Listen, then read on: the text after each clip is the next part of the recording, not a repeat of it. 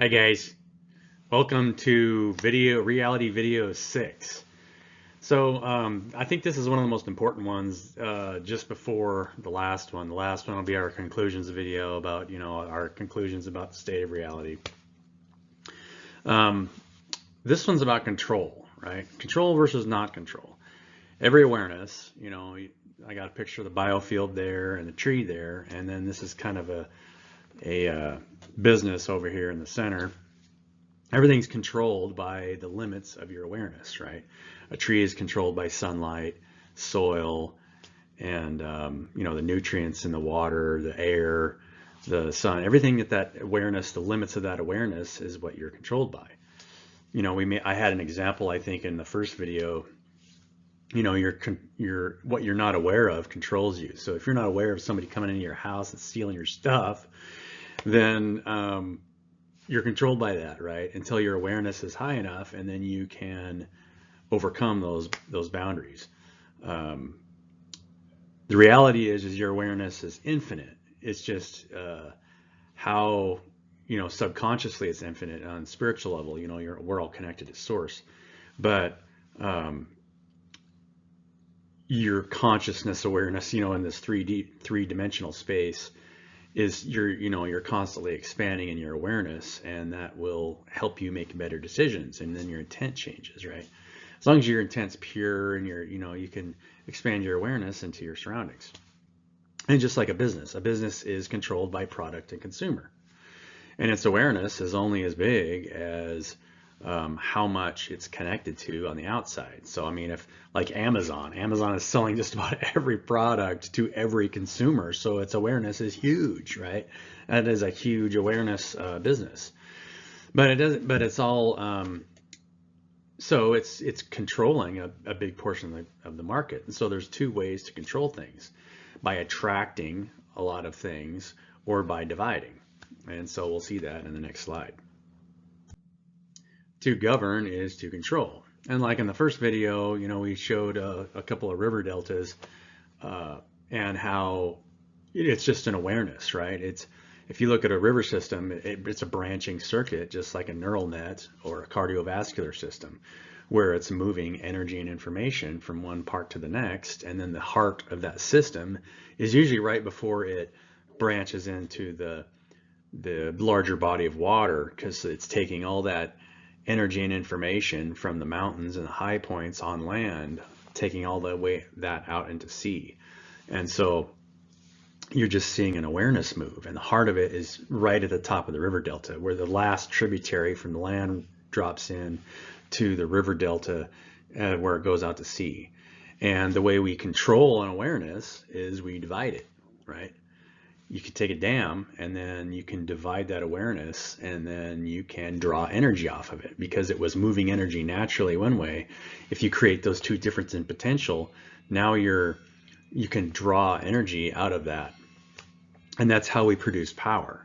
For any of you who are electricians or electrical engineers and you understand, the way we make power nowadays is it's pretty much a difference in potential in every way. The only one that we don't do that in is solar power. Solar power is a different type of animal that I might cover in another video, but you're not actually taking a difference of potential. You're transferring energy from one source to another. Now you could say that you're doing that here, where you're, we're transferring hydraulic energy into a rotating mechanical energy that gets turned into an electrical energy, which you are transferring energy there, but you're still dividing an awareness in order to, you're creating a conflict and then pulling energy out of that conflict. And so when you think of it that way, there's a reason why there exists governments, and governments have existed for time immemorial, because it's a way to divide the public and to draw energy, right? Divide and conquer. That's a real strategy. People kind of bicker about, divide and conquer, but it's a real thing. It's if you cannot control a group of people that are united underneath one banner, right? If everybody in the United States were united and said, hey, we're going to ignore that old system, it's dividing everybody up, let's just start making decisions as a group, you know, and just get rid of that old system, because all it wants to do is divide us into Democrats or Republicans or our race or identity, right? That's what it's doing. And on its face, that's what it's doing. But for whatever reason, and this is happening on a larger and larger level, more and more of the public their awareness is growing to where, okay, we're just being, why are we still putting energy into this, right? I mean, that's what you're making a conscious choice to put energy into that system that's consciously dividing everyone. I'll get into this in the next slide, but COVID was a way that you could divide people. And so we're seeing a rise in mental health, because as people get disconnected, mental health issues really arise, because we are naturally made to interact and help one another and love one another. And the more people you're connected to and you're interacting with, the healthier you are. When you start to isolate yourself, your mental health goes up, and nothing good comes from that, right? I mean, there are times to isolate yourself to heal, but for the most part, you should be connecting with as many people as possible, and the right kind of people to help you to support your journey and all that. So let's go to the next slide. So, like most of you know, in the last 20 years, we've had a attempt to decentralize currency. And people thought, well, if we just decentralize currency, then we can start taking back control of our society, because right now it's pretty obvious on its face that there are centralized banking interests that are controlling all of the interactions between people with money. And so by decentralizing that, the thought was, well, now we're taking that centralized control away, this is going to help make things better. Well, the reality is you didn't really change the underlying structure, right? There's an underlying structure there that's still controlling everything, because all the decisions are being made by a small group of people. So if that group of people doesn't want to let you use decentralized currency, or, not only that, but there's no way in the current system, there hasn't been any systems put in place to decentralize decision making, even inside these decentralized currencies. Just because the currency is held in separate places, on everybody's computers. There has been arguments, about even Coinbase. Coinbase is actually centralized decentralization, because if everybody's holding their decentralized coins in one spot, it's centralized, right? And so Coinbase becomes a centralized bank. So, these efforts to decentralized money has been just kind of, we can see that it's just almost been kind of a waste of time, but it has raised the awareness, and that's the most important thing. There really isn't anything that's a waste. It is raising the awareness of a deeper issue, that all it is control versus service, right? Either you're serving the people around you or you're trying to control them. And so we can see how else that's happening. The metaverse is another example of an attempt of decentralizing information. In the upper left there, you'll see a virus, right? Which is a information hack in the body. That's what a virus does, right? Is it hacks the information in the cell and then morphs the cell into its own version of what information it wants to sell. And if you look at data centers, they're doing the same thing. In the bottom left two pictures there, if everyone is connected to the same data center, then they're controlling the information that is available to the public. If many of you are old enough to be watching this video, you might remember what kind of information was readily available on the web when the web first came out, in the late 90s. And I went to college in the mid to early 90s. And so I saw all that develop. We had some very early versions of that, just campus-based internet models, and then all that grew into the World Wide Web later. And then the information that was available then is not really available now, because the data centers have changed all that. Because if you're working through a data center, then it can regulate what information is available. And so there was large talks about that. I mean, people talked about that openly, in the late in the early 2000s, 2004, 5, 6, 7, after 9/11, they talked about getting control of information, because if people just have readily information, then they can think for themselves, right? You got to tell people what to think. And so the chattel started to get out of control, so we had to centralize data.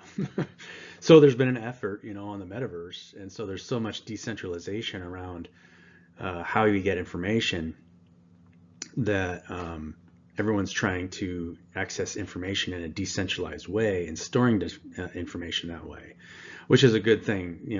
There's nothing bad that can happen from that. But we still have to get to a structure, an underlying structure where decisions for our communities are being made in a decentralized fashion without having to petition smaller organizations to make decisions for us. That does a lot of things. For one thing, if you're any smaller group can be influenced by a special interest group, right, in order to sway their decisions, so that the people that are being affected by those decisions might be negatively affected by a special interest group. And that's what we see in society today. There isn't a country out there that isn't controlled by special interest groups, because it's all centralized power. Any form of government, I don't care if you can call it capitalism,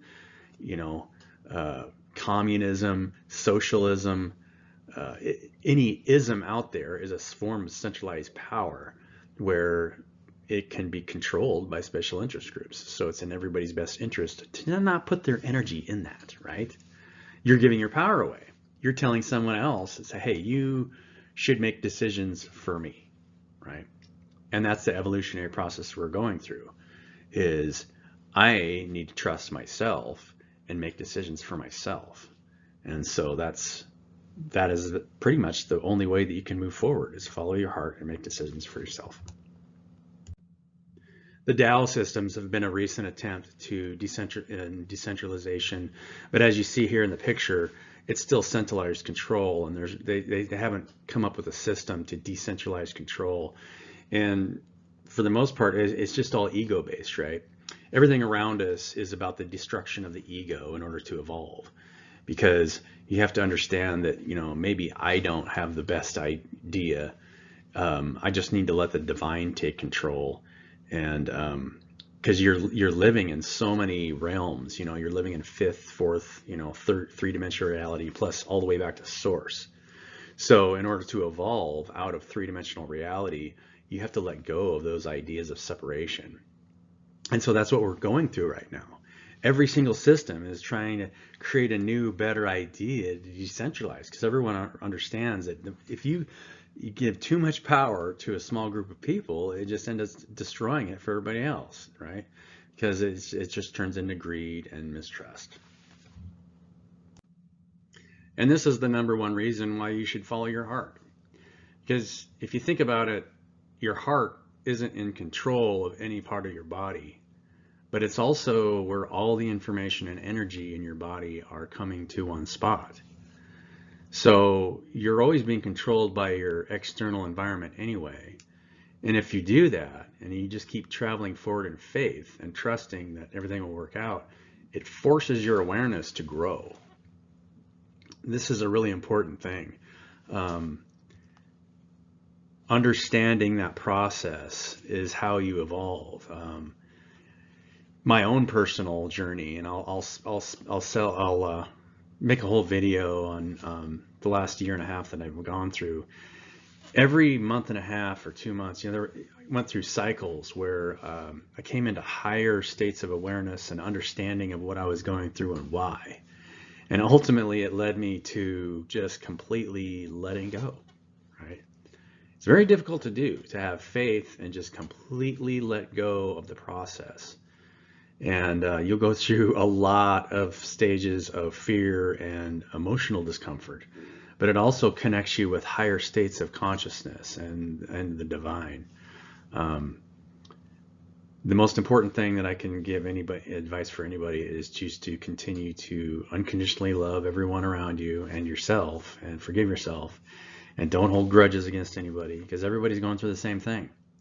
Everyone has to go through this process in order to evolve. You have to let go and trust that everything's going to happen in the right way. I mean, even the story of Jesus is the same way, right? He didn't try to fight the process. He knew he was going to get sacrificed. He knew he was going to have to go through all that suffering, but he knew that's how he ascended. Because it's not a painless process to grow. You're always pushing against a barrier. So whenever you're going through pain or anything like that, always think about it in that term, saying the pain is showing me where I need to grow, right? And always let go, humble yourself, ask for help, because somebody always has an answer. I think that I want to leave it with that. It'll always bring you to humility, right? I'm constantly humbled by my own state and my faith and my trust for the process. So always trust the process, follow your heart, and love the people around you. That's the only thing that really matters. Have a wonderful day.